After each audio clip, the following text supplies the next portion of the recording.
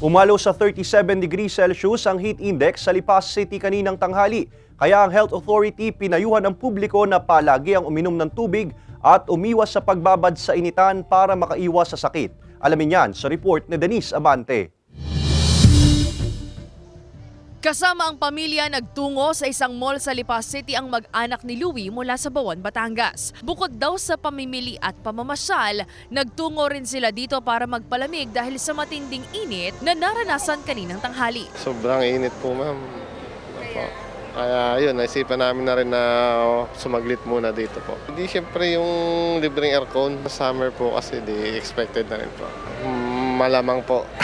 Alas 12 ng tanghali kanina nang maitala ng Pag-asa ang 37 degrees Celsius na heat index sa lungsod ng Lipa.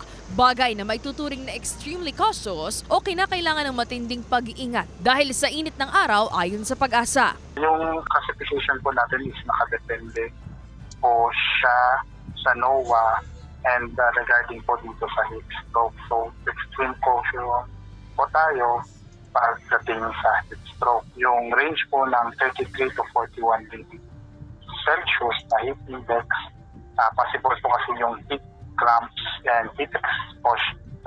Sa kabila ng matinding init kaninang tanghali, ilang mga siklista mula sa Muntinlupa ang tumulak sa Batangas para raw sa kanilang regular ride. Hindi naman mawawala sa kanilang dala ang tubig na siya nilang pangontra sa init. Nakakaginhawa po, tapos nakakaluwag ng daloy ng dugo, tapos yung stress nawawala, presko po yung dating. Regular exercises po, kailangan po natin yun. Ice cream naman ang pamatid init ni Neo. Bukod daw kasi sa tubig, swak din itong kainin ngayong tag-init. Since sobrang init nga po, parang ito lang po yung way namin para makapag-cool off. And cheap lang din po siya para sa mga students na kagaya namin. Bearable pa naman po siya, pero kung wala po akong appliances sa bahay, siguro po sobrang banas po talaga. Payo ng Health Authority sa mga residente ngayong pumasok na ang tag-init at nakararanas ng mataas na heat index sa ilang bahagi ng Calabarzon. Magbaon po lagi sila ng tubig tuwing sila iaalis. At kung maiiwasan po lalo na po sa mga senior na wag muna lumabas ng bahay pag sobra po ang init. At sila ay magbaon din ng payong or sombrero. Para po sa ganun ay hindi sila ma-high blood din sa kanila pupuntahan. Minsan po kasi ganun eh.